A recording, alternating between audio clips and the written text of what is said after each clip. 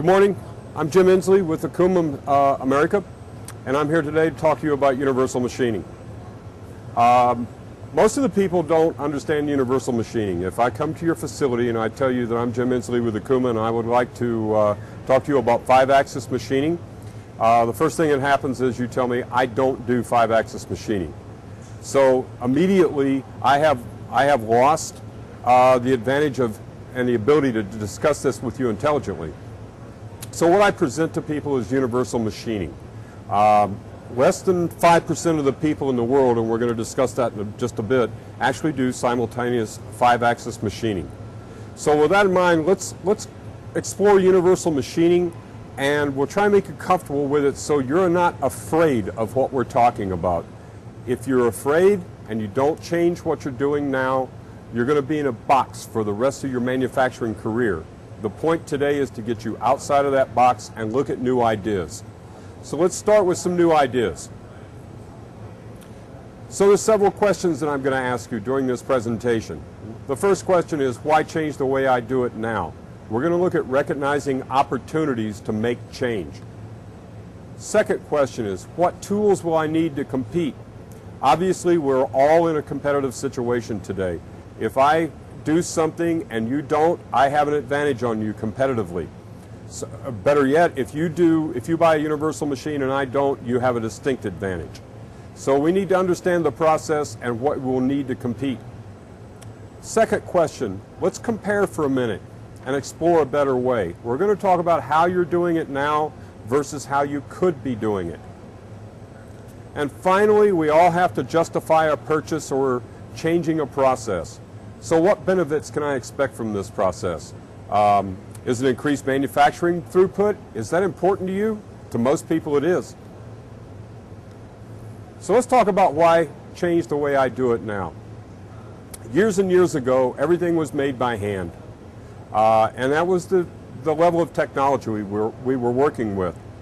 On the screen now you'll see a wooden bucket. They were made by Coopers. It took roughly, for a medium-sized well bucket, it took about 7 to 10 hours to make one of these buckets, and each one of these buckets were custom made as per order. It was a manufacturing process, maybe not the best manufacturing process, but the level of technology they had, it worked. Well, it worked for a good number of years. It was slow, it was expensive. Then somebody came along with a better bucket and a better way to manufacture it. It was stamped. It was made out of galvanized. It didn't leak anymore. There were a lot of advantages of it, or to this system. So they actually started taking over the bucket market. Then several years, and it worked very well for them. They didn't change anything that they were doing. Finally, somebody came along and they started mass producing buckets out of plastic with injection molding machines. They do 2 of these in 5 seconds, so obviously they flooded the market. It was better, it was an evolution in technology. So now you don't see wooden buckets, you don't see galvanized buckets. Everywhere you go, they're plastic buckets.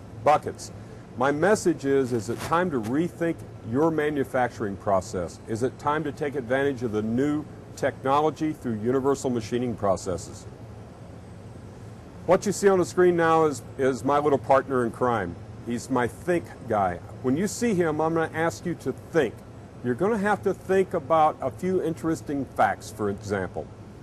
The first fact is, universal machines are 5-axis machines, but less than 5% of the people worldwide that use universal machine tools actually do simultaneous 5-axis machining. The second thing I'll ask you to think about, over 60% of all parts machined today only have 5 sides machined. In other words, there's a blind side on the part. If you work from the bottom of the part, you can machine all the way around it in one setup. This is going to become important. All of these parts are candidates for universal machining. What do you look for? What kind of parts do you run? Look through your shop, look through your parts inventory. If you're a job shop, look what might be coming in the door, what industry you have chosen to support with your job shop, and let's look at a few examples. We'll give you some ideas of what to look for. The top left-hand side is a manifold. This part used to take 7 operations on horizontal machining centers. We do it in 1 operation on a universal machine. The flow valve is 5-sided machining. You can't see it too well in the picture, but on the back side of this flow valve there's a blind side. They simply put this in a V-block, strap the part down, and do it in 1 operation.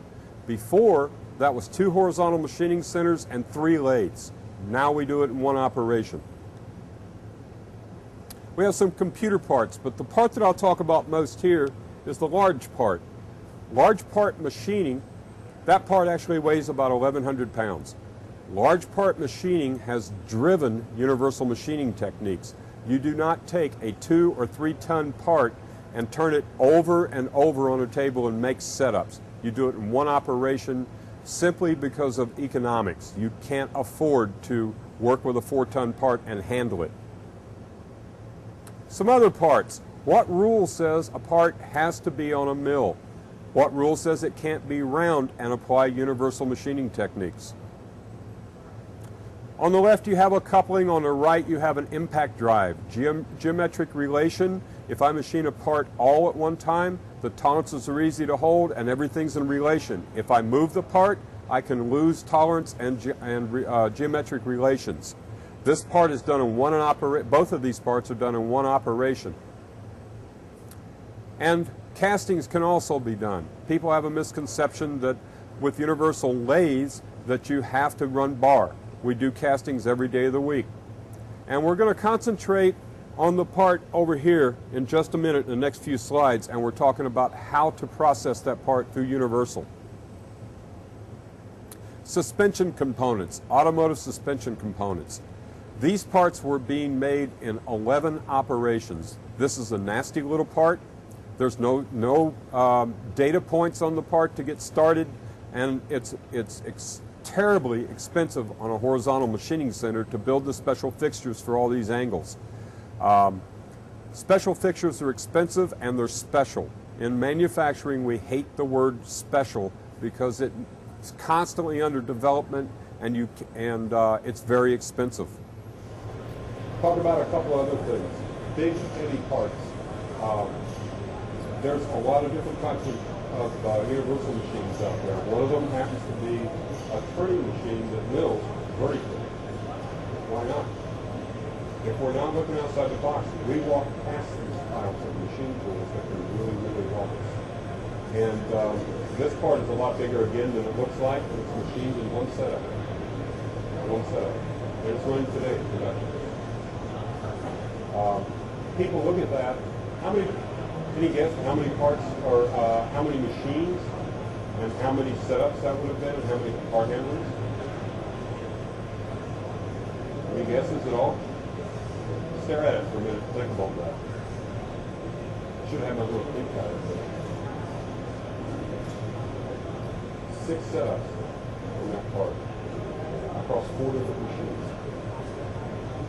So I'm going to ask my question, why? The conversation I had with this customer was, why? Why do you do it that way? Because do you know about this process, not the machine? First of all, we have to adapt that we're buying into this process, because it's a little more than just a machine. But do you know about this process? Well, no, I don't. Well, it applies to this machine. If you think about this, you can do this in 1 setup. Immediately the light bulb went on.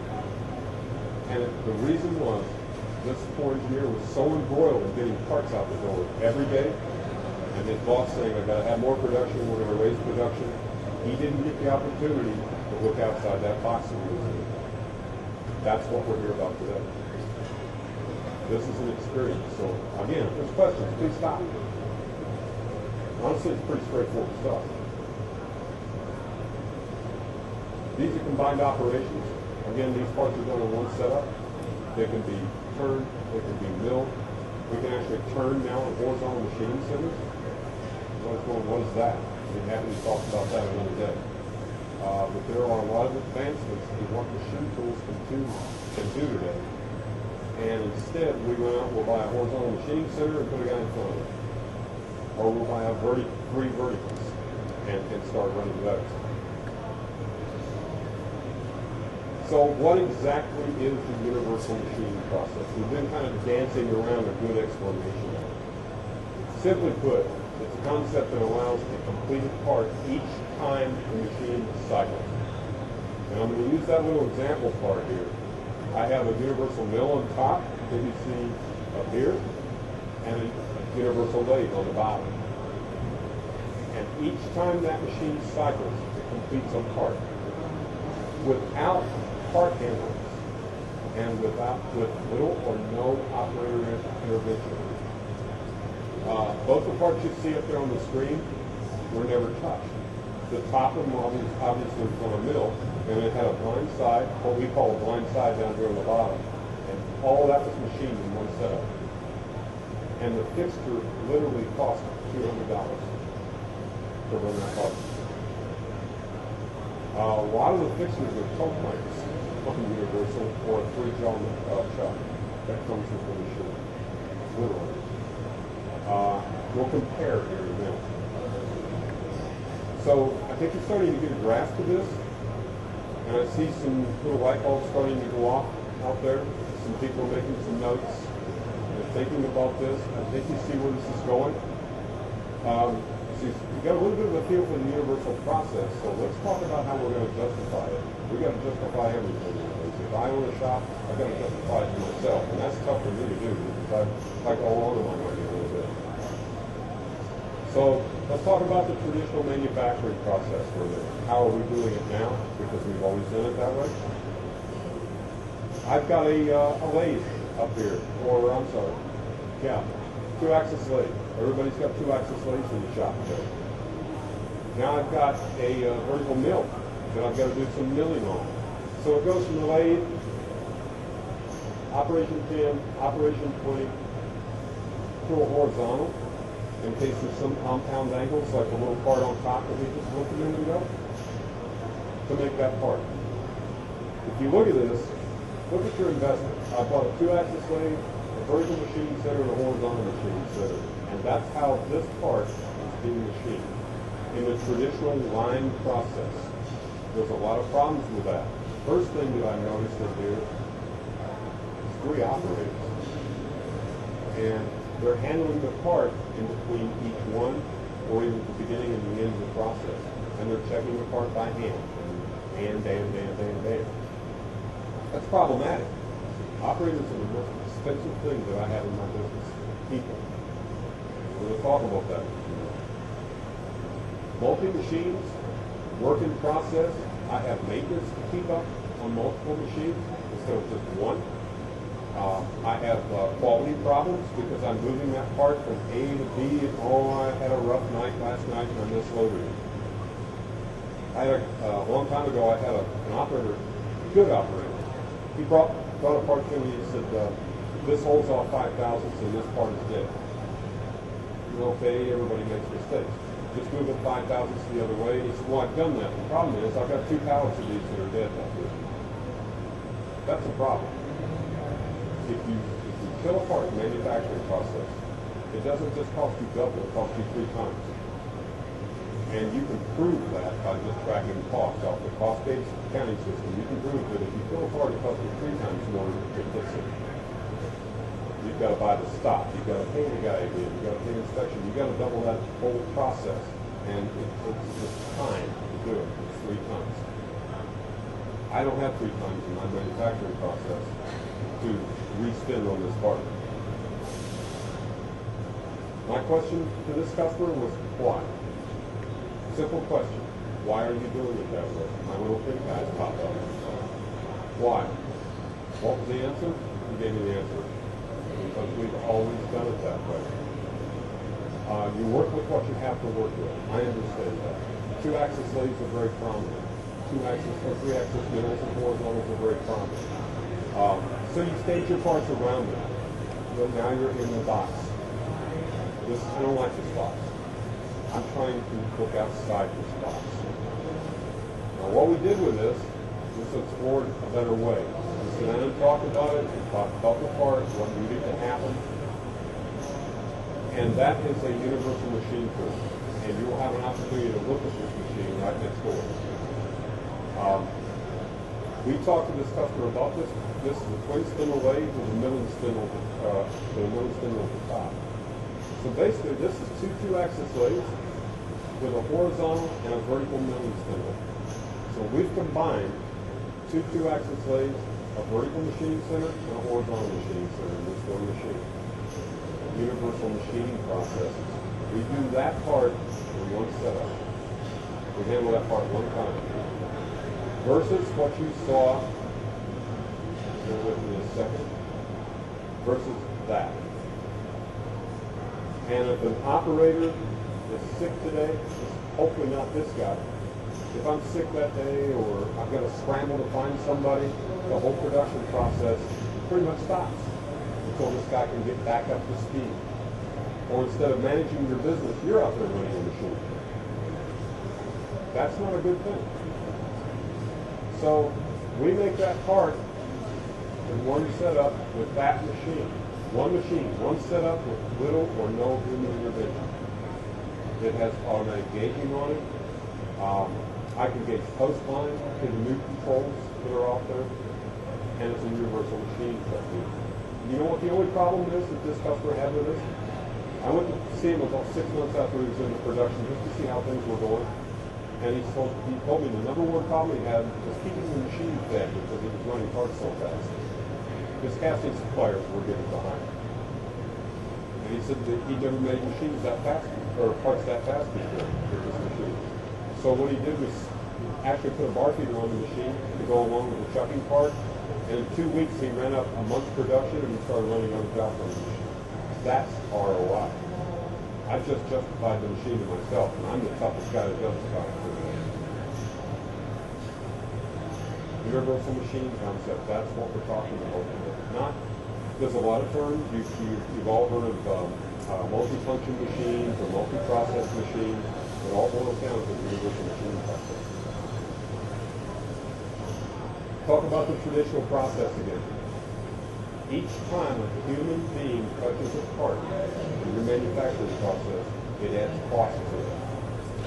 I add no value to this part when I touch it. When I move from machine number 1 to machine number 2, I add no value to it. I'm of no value in this process whatsoever as a human being. These costs cannot be amortized through any kind of volume, process enhancements. I can chop the cycle time as much as I want. But as soon as I touch that part, I add a cost to it again. So there's no individual thing that I can do as long as I'm touching that part to take money out of this process. Here's the sad part of this equation. These costs will increase every year. If I'm a machinist working in your facility, or an engineer in your facility, or whatever, if I touch that part, it's costing you money. And I probably won't stay and work for you because I'm skilled labor. I won't stay and work for you next year for what you're paying me this year. That's the second thing I hear from everybody. I can't find people. I can't find skilled labor. Anybody here flush with skilled labor? I actually had some offers, so I don't think I can go back and do it again. But if you're not flush with skilled labor, what are your alternatives? You're hiring unskilled labor, but you're still in the box when you're doing it. Then the operator comes to you and says, I've got 2 pallets of dead parts back there. So all of a sudden, because I don't know about what we're talking today, I stay in my box. And I go the way of the bucket manufacturer. That's the reason I started with the buckets. We're going to talk about those guys a lot. There's no value added to that part if I touch it. So why do we keep doing this? I'm right back to my question. Why do we keep doing this? Because we're in the box, we're not looking outside, we're not thinking progressively. So let's look at our process. Well, I've got a CNC machine. You've got a horizontal, I've got a horizontal, you've got a horizontal, that's up to you. Everybody's got a horizontal. So as a business owner, I don't care if you run a gazillion-dollar business or a 2-man job shop. We've all got horizontals. We've all got 2-axis lathes, and we've all got a couple of vertical machine centers. What advantage do I have to sell to my customer in competition with you guys? Where's your advantage? I got to look at this as a business decision. I got to get outside my box, don't I? So where is my advantage? How can I produce this part faster or cheaper or better when we all have the same thing? Now let's look at the dollars and cents for just a minute. This is just an example. This fluctuates with the market, these numbers. But normally today, a horizontal machining center, let's say a 500mm pallet machine, is going to run you around $425,000. A little less, a little more. It depends, just on an average. Tombstone fixtures, people forget about these. Manual fixtures that go on a horizontal can run you roughly in today's industry. You can make them homemade, you can buy them, you can go high end, low end. But the average that I've dug up is $40,000, about 20 grand a pallet for tombstones, and tool that to hold parts. So now I've invested another $20,000 per pallet in my brand new machine tool. I haven't made a chip yet. And some other expenditures. I got to do some top tooling so I can change over these tombstones really quick instead of having to take this tombstone off and put another one on and the machine be down for 2 days to make a setup. So usually I do some top tooling on there. Another $10,000 per tombstone maybe. Rotating tooling, cutting tools, let's say $30,000 for a 30-tool machine or a 40-tool machine. Someone to handle the parts, 50 grand. Let's say he's going to make $55,000 a year because he's a pretty good guy. Time we put health benefits, we put vacation time and everything, he's going to cost you between $80,000 and $100,000 to stand in front of that machine. The problem I have with that, he's handling parts and he's adding that cost. I can't amortize that cost. Didn't we agree every time we touch this part, it costs me money? And that's where these costs are coming from. So here's the other problem I had, and this is just me. I have an automatic machine in front of me, CNC, computer numerical control. There's not a human supposed to be controlling that machine. Then why am I paying somebody to watch an automatic machine tool run? Because it's got to be able to load parts. Okay, I can't get around that, even with automation, but that's always a second step down the road. I get the machine running first, then I worry about automating it. But I'm paying these kind of money to stand that guy in front of the machine, and he makes mistakes. You're paying me a lot of money to make mistakes, aren't you? Not for long, I hope. The initial investment to get this machine tool up and running, $450 to $650 a year, or for initial investment. All of these costs are up front, and I haven't made a part yet. Where's the ROI on that? Where is it? What if we look at a better way? And first we've got to answer that question. These are questions I ask myself. Why? Why is it being done this way? So let's talk about a better way. Let's look at a universal machining center, the 5-axis machining center. I hate that term. It's a universal machine. Very simple fixtures, $5,000. What? You just told me it was $40,000. Honestly, on this machine, most of the parts will fit on a little stanchion. And the only reason I can put them on a stanchion above the pallet is to get them at the pivot point. It makes it a lot easier to program when they're tilting exactly at zero. So it's a riser on there. I can make that in my shop in about 20 minutes. I do my own fixturing. I'm not calling the tombstone guys. Yes, they're good tooling guys. I don't throw rocks at them, but I can make all my stuff in-house if I'm it's all possible. I have control over it. Top tooling, maybe it's a clamp. That's quick disconnect. You know, I take one off, put another one on, and I clamp a new part. The only difference is it clamps from 0 to 1, 1 to 2, 3 to 4, for different size parts. Perishable tooling or rotating tooling, multiple uses, that's going to be a wash from one machine to the next. I still need the, but you're going to find with the universal process, I'll put one tool in there, like a lot of people try to do with a horizontal, but I'll put one tool in there and use it 14 times in the middle of the building. Instead of changing out tools and long tools and that type of thing, there are methods, even with the universal, that I can roll the table over or roll the head over, depending on what kind of machine, and reach places that I would have to have special tooling on a horizontal wheel. So all looking outside that box a little bit. Not handling the part 3 or more times.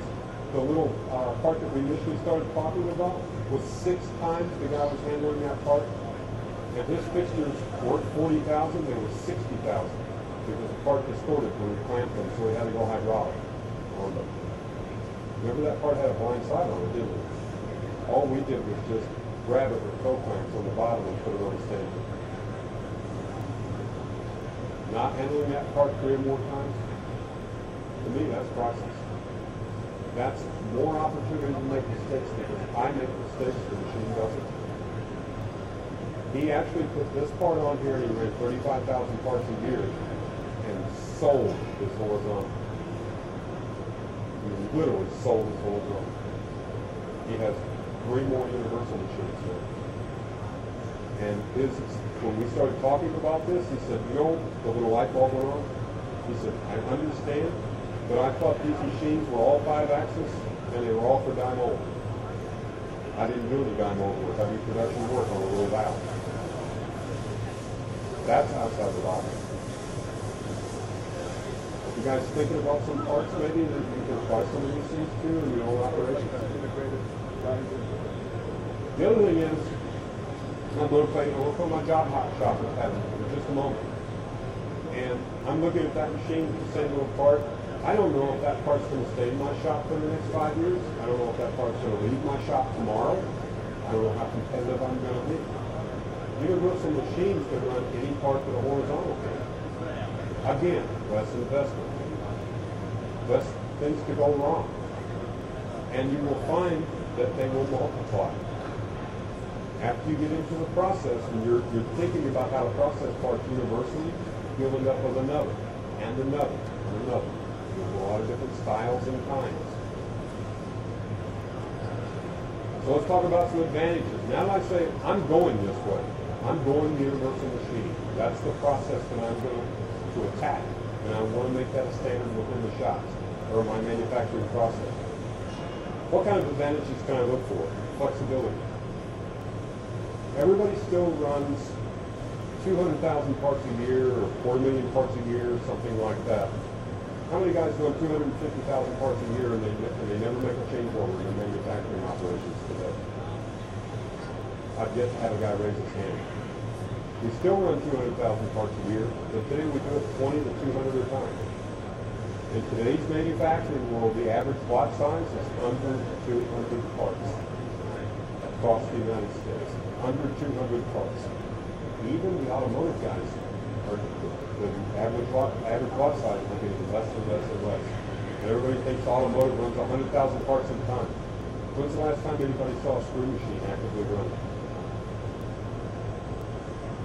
Those set up, it takes you a week or 2 to get one up and running. You gotta have a guy who knows where to kick it on Monday to hold size. And those guys are getting really hard to find. And when you get them set up, they're only efficient when they run 1 million parts. They still run 1 million parts, but we're running 200 at a time.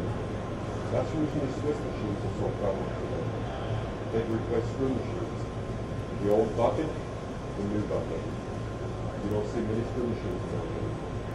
There's a few out there, but not many, not like they used to be. So, flexibility. So if I'm going to make a setup 2, 3, 4 times a week, that machine has to be flexible. Do I want to change out all this top tooling on a horizontal machine center or a vertical machine center? Or special chucks on a lathe that I have to do out of balance conditions, that type of thing? Universals are the most flexible machine tools on the market of any shape, size, or description. There's a lot of ways to articulate the action.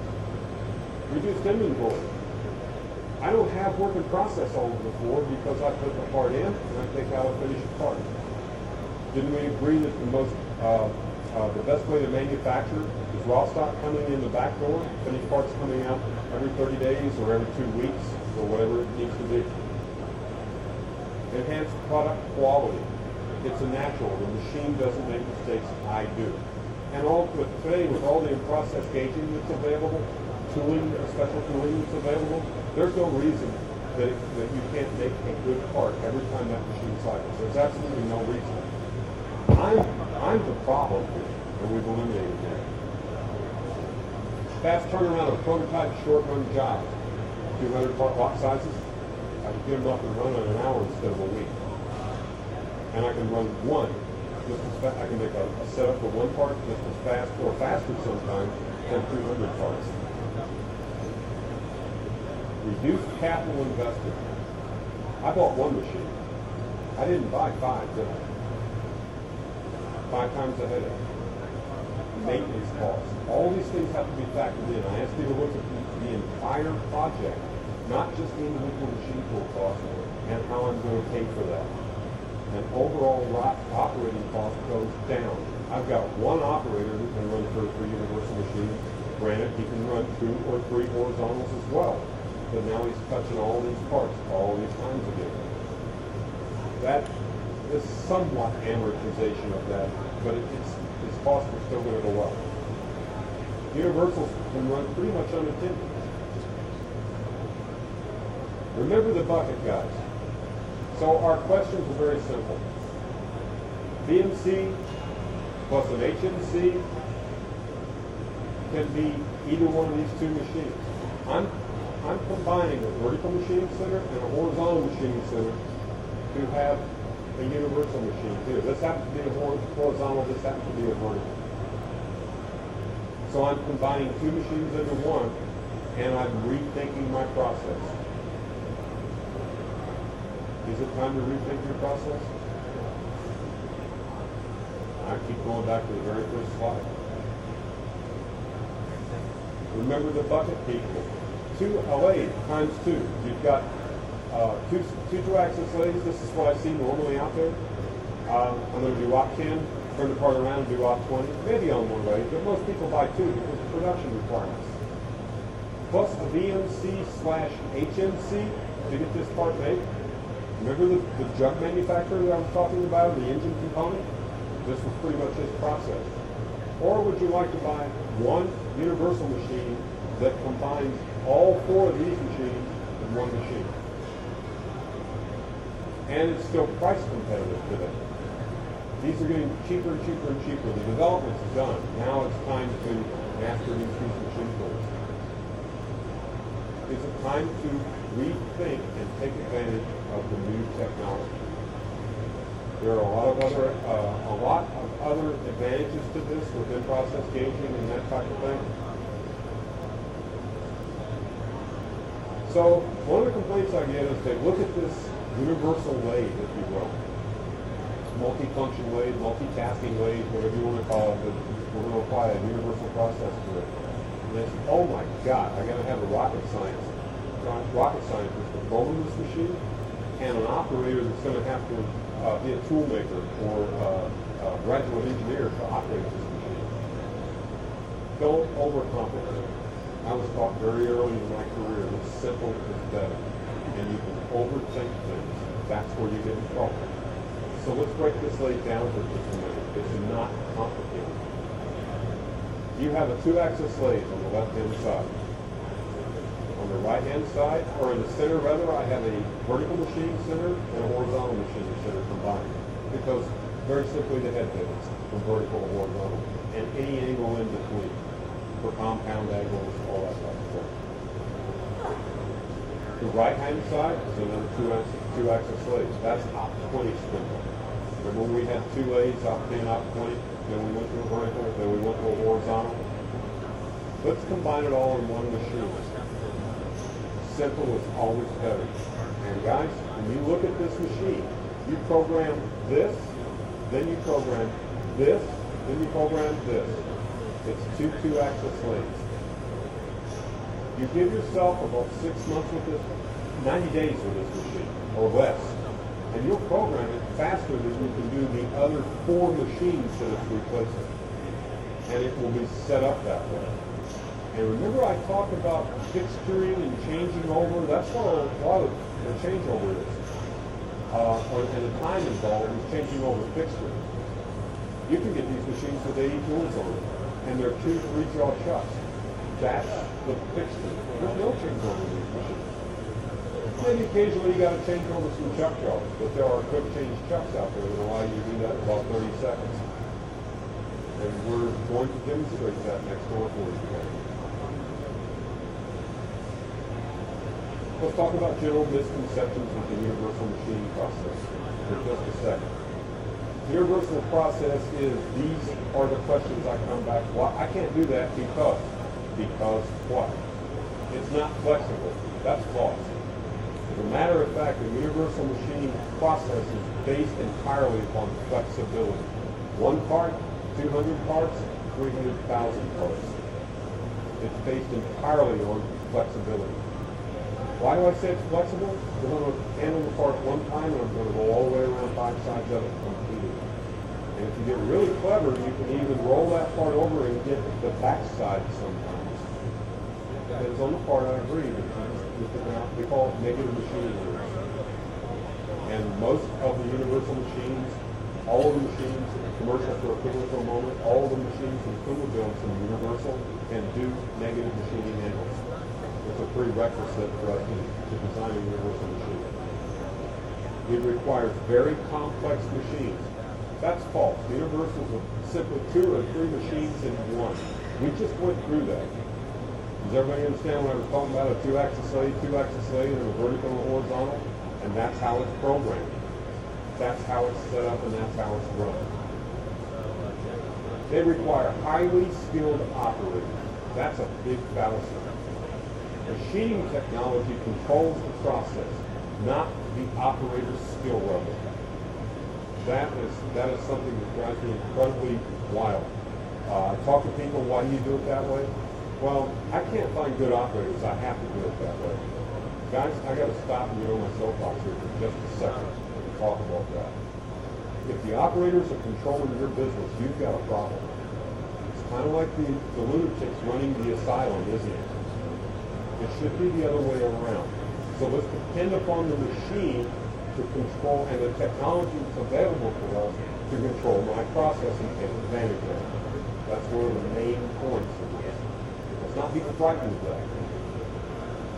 The other fallacy that I get quite a bit is they require long changeover times. That's false. Changeover 3 machines or 4 machines or 1. There's your choice, and it is that simple. How many machines do you want to change over? How many machines do you want to change over today? 4 or 5 or 1? Plug your mind there. So, sorry, I broke my train of thought for a moment. Let's talk about changing over one. We're going to demonstrate this a little later on this afternoon. The universal machine that I just had up there, you can see next door in our hands-on lab. And he's going to change over from this part to this part to that part. All in a very, very short period of time. I think he already did one this morning. Has anybody been over there and saw that? I think he's going to do another one. It wasn't long at all, was it? And it's not complicated.